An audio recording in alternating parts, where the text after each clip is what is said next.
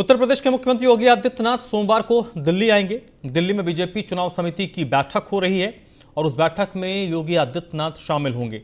मुख्यमंत्री के साथ दोनों डिप्टी सीएम इस बैठक में शामिल होंगे। इस बैठक में तीसरे चरण के चुनाव को लेकर जो संभावित उम्मीदवार हैं उनके नामों को लेकर चर्चा होगी। गठबंधन के तहत टिकट को लेकर भी चर्चा होनी है। गठबंधन वाले दलों को टिकट बंटवारे का ऐलान भी इस बैठक के बाद संभावित है।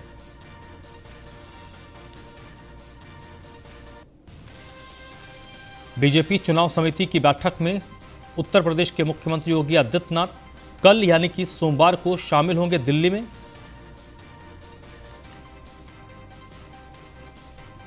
पीयूष तिवारी इस वक्त मेरे साथ फोन लाइन पर जुड़ चुके हैं इसी पर ज्यादा जानकारी के लिए। पीयूष, क्या कुछ अपडेट आपके पास है? जी बिल्कुल, देखिए भारतीय जनता पार्टी कल फिर से एक बार बैठक करने वाली है और जो सीएम योगी आदित्यनाथ है वो भी कल दिल्ली आएंगे। इसके साथ अगर हम बात करें तो दोनों डिप्टी सीएम भी इस कोर ग्रुप के बैठक में शामिल होंगे। अगले चरण के जो चुनाव होने वाले हैं उनके प्रत्याशियों के लिस्ट पर भी मुहर लगने वाली है, तो उसी को लेकर यहाँ पे चिंतन मंथन होगा। इसके साथ ही अगर हम बात करें तो गठबंधन जिन पार्टियों के साथ भारतीय जनता पार्टी का हुआ है, अगर हम बात करें संजय निषाद की पार्टी के साथ, इसके अलावा अनुप्रिया पटेल की पार्टी के साथ गठबंधन हुआ है, उनको भी कितनी सीटें देनी है। पिछली बार भी जब बैठक हुई थी तो उसमें भी चर्चा मंथन हुआ था। फिर से कल बैठक होगी, इसमें चर्चा मंथन होगा और तमाम भारतीय जनता पार्टी के पदाधिकारी इसमें मौजूद रहेंगे। अगर हम बात करें तो जेपी नड्डा भी इसमें वर्चुअली जुड़ेंगे। इसके साथ ही धर्मेंद्र प्रधान भी इसमें बैठक में शामिल होंगे। तो तमाम तरीके के जो आप देखिए 2 चरण के जो लिस्ट फाइनल हुई थी उसमें भी कई नाम अभी छोड़े गए थे। अभी राष्ट्रीय नेतृत्व पर छोड़ा गया था कि वो तय करेंगे तभी अंतिम मुहर लगेगी। तो वो भी जो बचे नाम है उन पर भी कहीं ना कहीं चर्चा फिर से दिल्ली में होगा और मंथन होगा, क्योंकि भारतीय जनता पार्टी चाहती है कि प्रत्याशियों को ज्यादा से ज्यादा मौका मिल पाए अब की बार चुनाव में तैयारियां करने के लिए। इसीलिए भारतीय जनता पार्टी जल्द से जल्द इन चरणों के जो प्रत्याशी हैं उनके नामों पर अंतिम मोहर लगवाना चाहती है। यही वजह है कि कल भी एक जो कोर ग्रुप की बैठक है भारतीय जनता पार्टी वो भारतीय जनता पार्टी मुख्यालय में करेगी। चलिए, बहुत बहुत शुक्रिया आपका पीयूष। अगली खबर लखनऊ से है। 23 जनवरी के बाद अमित शाह उत्तर प्रदेश में प्रचार करेंगे। उत्तर प्रदेश में गृह मंत्री अमित शाह के ताबड़तोड़ दौरे होंगे। यूपी के लगभग हर क्षेत्र में अमित शाह के जाने का कार्यक्रम बन रहा है। बीजेपी कार्यालय में कार्यक्रमों को अंतिम रूप दिया जा रहा है। गृह मंत्री अमित शाह उत्तर प्रदेश के तकरीबन हर क्षेत्र का दौरा करेंगे और इस वक्त उत्तर प्रदेश बीजेपी कार्यालय केंद्रीय गृह मंत्री के दौरों की जो रूपरेखा है उसको अंतिम रूप देने की तैयारी कर रही है। उत्तर प्रदेश में बीजेपी और समाजवादी पार्टी के बीच सीधी लड़ाई हो रही है और इस लड़ाई में जुबानी जंग भी तेज हो गई है। आज सीएम योगी ने सपा उम्मीदवारों की लिस्ट को लेकर अखिलेश यादव पर हमला बोला। मुख्यमंत्री ने कहा कि आपने समाजवादी पार्टी की सूची देखी होगी। कैराना में पलायन के जिम्मेदार लोगों और मुजफ्फरनगर के दंगाइयों को टिकट देने के साथ पेशेवर हिस्ट्री शीटर को टिकट देना समाजवादी पार्टी का चरित्र उजागर करता है, जबकि बीजेपी ने टिकट बंटवारे में हर वर्ग का ख्याल रखा है। समाजवादी पार्टी गठबंधन की जो सूची आई है उस सूची को भी सबने देखा है। कैराना में हिंदू व्यापारियों के पलायन के लिए जिम्मेदार लोगों को टिकट देना, मुजफ्फरनगर के दंगाइयों को टिकट देना, बुलंदशहर और अन्य लोनी में हिस्ट्री सीटर को, पेशेवर हिस्ट्री सीटर को और अपराधियों को टिकट देना, ये समाजवादी पार्टी और गठबंधन के चरित्र को उजागर कर देता है। पेशेवर अपराधी और माफियाओं को सत्ता में ला करके सत्ता को शोषण का प्रतीक बनाना, यही इनका सामाजिक न्याय है और यह उनके टिकट में भी स्पष्ट झलकता है। भारतीय जनता पार्टी ने कल अपने प्रत्याशियों की पहली सूची जारी की है। आपने देखा होगा वह सामाजिक न्याय के प्रतीक है। समाज के विभिन्न तबकों को उसमें प्रतिनिधित्व दिया गया है और हर एक व्यक्ति जिसने भी सूची को देखा है एक आत्मसंतुष्टि के भाव के साथ भारतीय जनता पार्टी के सबका साथ सबके विकास के नारे को सार्थक करता हुआ दिखाई देता। वहीं नाहिद हसन के बहाने अखिलेश यादव पर बीजेपी ने हमला बोला है। केंद्रीय मंत्री अनुराग ठाकुर ने कहा है कि समाजवादी पार्टी में वो नेता जाते हैं जो दंगे करवाते हैं और बीजेपी में वो लोग आते हैं जो दंगा होने से रोकते हैं। अनुराग ठाकुर ने कहा कि नाहिद हसन के हाथ खून रंगे हैं, वो लोगों को पलायन के लिए मजबूर करने वाला है और सपा ने उसको अपना प्रत्याशी बनाया है।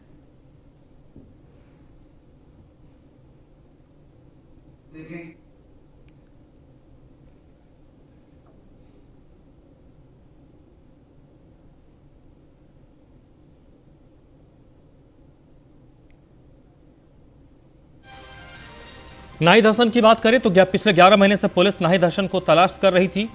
फरवरी 2021 में नाहिद हसन पर केस दर्ज हुआ था। नाहिद और उनकी मां तबस्सुम हसन पर गैंगस्टर एक्ट लगा था।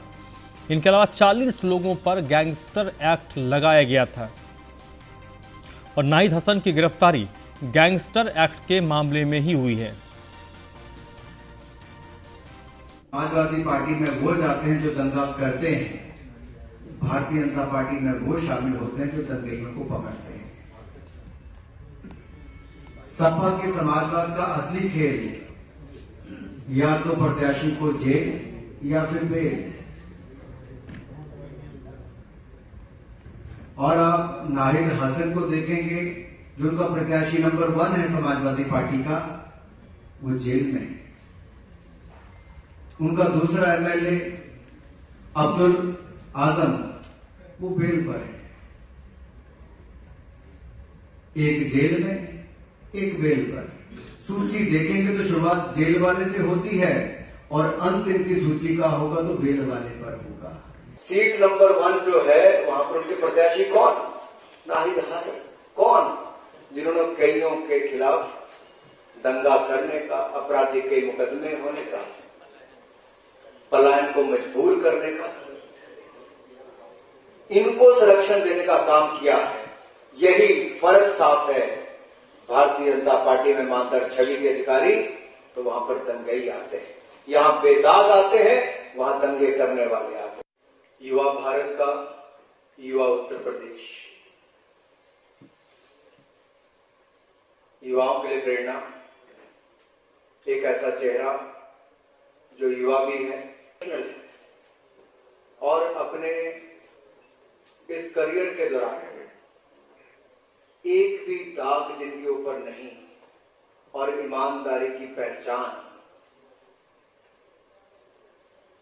ऐसे युवा अपना लंबा करियर छोड़ने के, अपना अनुभव लेकर जब भारतीय जनता पार्टी में शामिल हो रहे हैं तो एक नई पारी की शुरुआत करने जा रहे हैं। उत्तर प्रदेश से पहले नेताओं की बयानबाजी से सियासी पारा चढ़ा हुआ है। अब बीजेपी ने वार किया तो अखिलेश ने भी पलटवार किया। समाजवादी पार्टी के अध्यक्ष अखिलेश यादव ने तंज कसते हुए कहा कि डबल इंजन की सरकार है और डबल इंजन की सरकार में एक इंजन दूसरे से टकरा रहे हैं। दिल्ली और लखनऊ वाले एक दूसरे के इंजन के पहिए खोल रहे हैं। लेकिन इस लड़ाई में जो विदाई हुई है, गोरखपुर किले में बधाई उन्हें देता हूं। इसके साथ ही अखिलेश यादव ने दलित के घर पर खिचड़ी खाने पर भी सीएम योगी पर तंज कसा।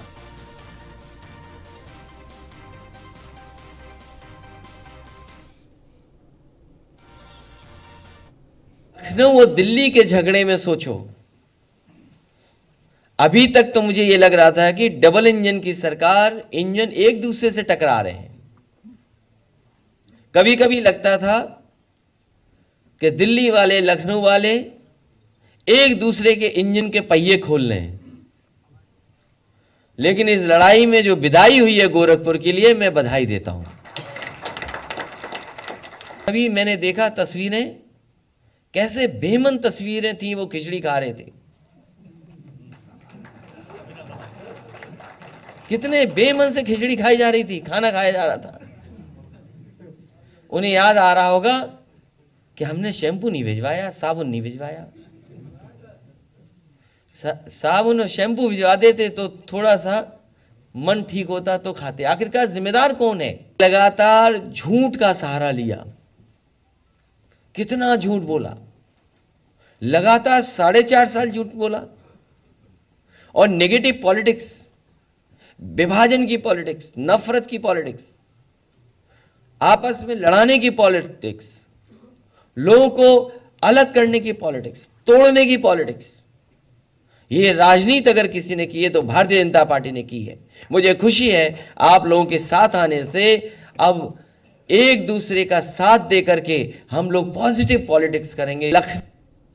समाजवादी पार्टी में शामिल हुए पूर्व मंत्री दारा सिंह चौहान को आज अखिलेश यादव ने पार्टी की सदस्यता दिलवाई। समाजवादी पार्टी में शामिल होने के बाद दारा सिंह चौहान ने भारतीय जनता पार्टी पर हमला बोला और अखिलेश यादव के प्रति अपना समर्पण जताया। उन्होंने अखिलेश यादव के नेतृत्व में सभी को एकजुट होने का आह्वान किया। दारा सिंह चौहान ने कहा कि आज गुलाम बनाने की साजिश हो रही है, अनाज और लालच देकर ठगने की कोशिश हो रही है।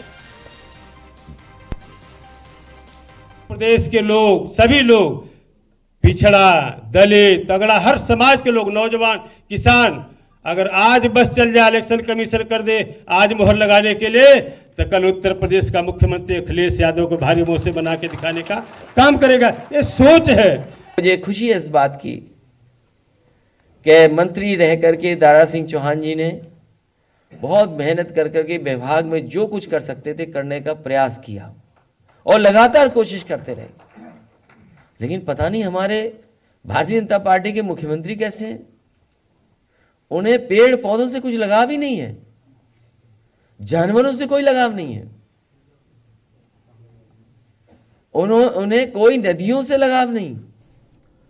सहारनपुर में इमरान मसूद के साथ कांग्रेस छोड़कर सपा में शामिल होने गए देहात सीट से विधायक मसूद अख्तर ने सोशल मीडिया पर अपने समर्थकों को संबोधित करते हुए एक वीडियो शेयर किया है। मसूद अख्तर ने बताया कि साथियों से सलाह लेने के बाद वो नेताजी यानी इमरान मसूद के साथ सपा में शामिल होने गए थे। 2 दिन तक सब कुछ ठीक रहा। अखिलेश यादव से उनकी 2 बार मुलाकात हुई, लेकिन तीसरे दिन टिकट किसी और के फाइनल कर दिए गए, जिसके बाद हम सभी वापस सहारनपुर लौट आए हैं। मसूद अख्तर ने अपने समर्थकों से निराश न होने की अपील की है। मसूद अख्तर का कहना है कि जल्दी ही मीटिंग करके आगे की रणनीति पर विचार किया जाएगा और चुनाव भी लड़ा जाएगा। सीटों पर बेहट या सहारनपुर देहात इन पर कैंडिडेट तय कर दिए हैं, तो हम लोग वहां से फिर सहारनपुर की तरफ रवाना हो गए। रात देर से 3 बजे हम लोग सहारनपुर पहुंच गए थे। साथियों, मैं दूसरी चीज कहना चाहता हूं कि इन 5 सालों में बेहद आपका प्यार, आपका स्नेह, आपका सहयोग जिस तरह से मुझे मिला, मैं अपनी पूरी जिंदगी उसको भुला नहीं पाऊंगा। और जब तक मेरी जान में जान है, मैं आपकी सेवा में, आपकी खिदमत में इसी तरह से मैं खड़ा रहूंगा। मैं विधायक बनूं ना बनूं, चुनाव लड़ूं ना लड़ूं, ये आप लोगों पर निर्भर है। आप लोग मेरी ताकत हैं, पहले भी, कल भी आप लोग मेरी ताकत थे, इमरान भाई की ताकत। आपके बगैर हम अकेले कुछ नहीं है। यूपी चुनाव के लिए सभी दलों के प्रत्याशियों ने चुनाव प्रचार शुरू कर दिया है। नोएडा में कांग्रेस प्रत्याशी पंखुड़ी पाठक के प्रचार के लिए पहुंचे छत्तीसगढ़ के मुख्यमंत्री भूपेश बघेल ने पंखुड़ी पाठक के साथ डोर टू डोर लोगों से मुलाकात की। इस दौरान उन्होंने पार्टी कार्यकर्ताओं के साथ लोगों के घर घर जाकर उनसे कांग्रेस प्रत्याशी को वोट देने की अपील की। उन्होंने कांग्रेस के वायदे भी बताए। भूपेश बघेल जनता से उनके हालचाल भी पूछते नजर आए। भूपेश बघेल जी का मैं गली गली वो घूम रहे हैं। बहुत ही सरल व्यक्तित्व के धनी है हमारे मुख्यमंत्री जी, और एक एक व्यक्ति से, एक एक महिला से, नौजवान से मिल रहे हैं, एक एक बुजुर्ग से मिलवा रहे हैं, हमें आशीर्वाद दिलवा रहे हैं। मैं बहुत धन्यवाद देना चाहूंगी मुख्यमंत्री जी का कि जो समय निकाला। और सभी, मैं अपने बरौला के सभी साथियों से कहना चाहूंगी कि आप सभी लोग यहाँ, जितने हम गांव से आने वाले, गांव के परिवेश के जितने भी लोग हैं, हमारी समस्याओं का समाधान लंबे समय से नहीं हुआ है। अभी मुख्यमंत्री जी भी जब मीडिया से बात कर रहे थे, तो मुख्यमंत्री जी ने भी ये बात पूरे मीडिया के, देश भर के मीडिया को बताई कि ये जो गांव, यहाँ के नोएडा के गांव हैं, इनको ठगा गया है। यहाँ पे अभी भी लोगों के पास मालिकाना हक नहीं है। गांव के लोग जब आंदोलन करते हैं, महीनों महीनों सड़कों पे बैठते हैं, कोई सुनने वाला नहीं होता। आचार संहिता लागू हो चुकी है। इस समय पर पूरा माहौल यूपी का चुनाव में हो चुका है। हमारे साथ में मौजूद हैं छत्तीसगढ़ के सीएम भूपेश बघेल जी, उनसे जानेंगे क्या आज उनके द्वारा यहाँ पर चुनावी रैलियाँ की गई हैं तो किस तरह की स्थिति उन्हें जनपद में देखने को मिली है। सर, अभी आज आपके द्वारा जनपद में भ्रमण किया गया है, अभी क्या माहौल लग रहा है आपको? ज़बरदस्त माहौल है और लगातार हम लोग 3-4 गाँव घूम रहे हैं, डोर टू डोर जा रहे हैं। प्रत्याशी भी साथ में, जिला कांग्रेस कमेटी के अध्यक्ष साथ हैं। खूब आशीर्वाद हमारे प्रत्याशी को मिल रहा है। कांग्रेस के प्रति जबरदस्त रुझान और समर्थन मिल रहा है। सर, कांग्रेस किन किन मुद्दों पर चुनाव लड़ रही है, क्या क्या मुद्दे कांग्रेस अपने लेकर के चल रही है? देखिए, कांग्रेस के जो मुद्दे हैं वो आम जनता के मुद्दे हैं, चाहे वो किसान हो, दलित हो, नौजवान हो, महिला हो, इनके मुद्दे को लेकर हम मैदान पे हैं। अभी सर एक बेरोजगारी एक बड़ा मुद्दा बना हुआ है, तो बेरोजगारी को लेकर के अगर कांग्रेस सरकार में आती है तो क्या कदम उठाए जाएंगे? 20 लाख लोगों को रोजगार देंगे, ये प्रियंका जी ने वादा किया जी। अभी जो यहाँ पर प्रत्याशी हैं नोएडा में पंकड़ी पाठक जी, क्या लगा जिस तरह से आपके द्वारा भ्रमण किया गया, जो लोगों से आपने प्रतिक्रिया जानी, तो अभी लोगों का क्या रुख आपको लगा है? मैं दिल्ली से चला था तो मुझे लगा था कि पंखुड़ी जी अच्छी फाइट देंगे, लेकिन यहाँ आने के बाद लगा कि पंखुड़ी जी के पक्ष में ऑलरेडी सबने मन बना लिया है, तो ज़बरदस्त माहौल दिख रहा है। कांग्रेस लगातार महिलाओं को लेकर के, महिलाओं को आगे रख करके चुनाव लड़ रही है, तो ऐसे में क्या लगता है कि ये रणनीति कितनी कामयाब हो पाएगी? बहुत, प्रियंका जी की रणनीति बहुत कारगर साबित होगी। देखिए, जैसा अभी आपने यहाँ पर देखा कि हमारे साथ में मौजूद थे छत्तीसगढ़ के सीएम भूपेश बघेल जी, और उनके द्वारा साफ तौर पर उनका कहना है कि जो यहाँ की प्रत्याशी हैं वो भारी टक्कर यहाँ पर, जो अन्य दल हैं उनको भारी टक्कर यहाँ पर देंगे। गेट नोटिस, ललित पंडित, news 1 India. Bharatiya Janata party ने समाजवादी पार्टी को झटका दिया है। समाजवादी पार्टी के एमएलसी घनश्याम लोधी और शैलेंद्र सिंह ने भारतीय जनता पार्टी का दामन थामा है। इन दोनों एमएलसी के अलावा पूर्व समाजवादी पार्टी के विधायक ओम प्रकाश भी बीजेपी में शामिल हुए हैं। इनके अलावा पूर्व आईएएस अधिकारी राम बहादुर ने भी बीजेपी का दामन थामा है। पार्टी के प्रदेश अध्यक्ष स्वतंत्र देव सिंह ने केंद्रीय मंत्री अनुराग ठाकुर की मौजूदगी में इन सभी को बीजेपी की सदस्यता दिलाई।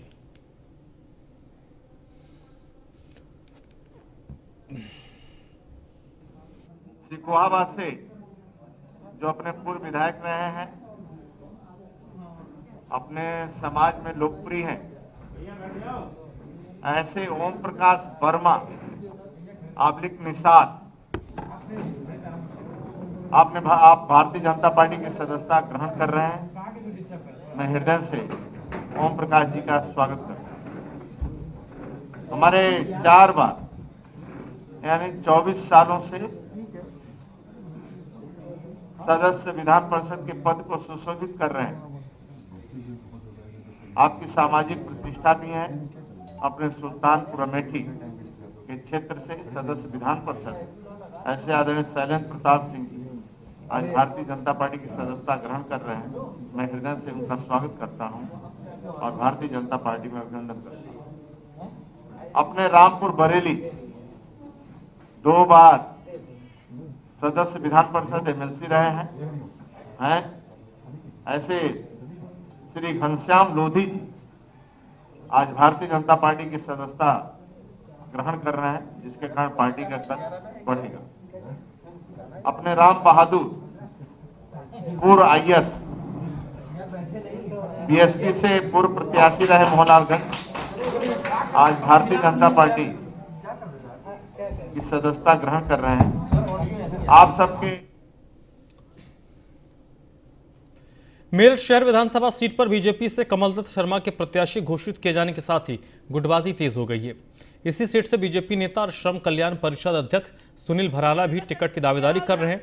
कमलदत्त शर्मा का टिकट घोषित होते ही भराला समर्थकों ने विरोध शुरू किया है। सोशल मीडिया पर कमलदत्त शर्मा की पूर्व की एक वीडियो भी वायरल की गई है और इसके साथ भराला समर्थकों ने कमलदत्त के खिलाफ कमिश्नरी कार्यालय के बाहर नारेबाजी की। बीजेपी नेता कमलदत्त शर्मा को शहर विधानसभा सीट से बीजेपी ने टिकट दिया। इसके बाद कमलदत्त शर्मा के खिलाफ कुछ वीडियो वायरल की गई हैं। हालांकि वीडियो पुरानी है और वीडियो को आधार बताकर कमलदत्त शर्मा का विरोध किया गया। बीजेपी नेता के खिलाफ कमिश्नरी में नारेबाजी की गई। मेरा नाम सुमित शर्मा है। मैं परशुराम स्वाभिमान सेना का जिला अध्यक्ष हूँ मेरठ का। और जो पार्टी के अंदर ये आज जो निर्णय लिया गया है गलत है, क्योंकि पार्टी के जो महिलाओं का ही शोषण होता हो जिस कार्यकर्ता द्वारा, ऐसे कार्यकर्ता को जो मेरठ में टिकट दे दिया गया है, गलत चीज़ है। ये मेरा पार्टी से आग्रह है कि पुनः इस चीज़ पर विचार करा जाए और किसी अच्छे व्यक्ति को टिकट दोबारा, अगर पार्टी निर्णय को चेंज कुछ करती है तो ये बड़ा पार्टी का वो होगा कि सर्व समाज के अंदर बड़ा आक्रोश है इस चीज़ को देखते हुए। और इसी जैसा शहर विधानसभा में कमल दत्त शर्मा जी का जो टिकट है, यही एक हकीकत है। विरोध है जो आक्रोश है कि जो महिलाओं का चीज़, कुछ चीज़ें ऐसी है सभी के साथ है, हर टाइम दादा वही चीज़ है कि इस चीज़ को देखते हुए पार्टी जो नहीं है तो पार्टी को इसका भुगतान भुगतना पड़ेगा। और इसको चुनाव के समय आने पर पार्टी को खुद आगे 10 मार्च को जो चुनाव होंगे पता लग जाएगा क्या हुआ। इस बुलेटिन में फिलहाल इतना ही है।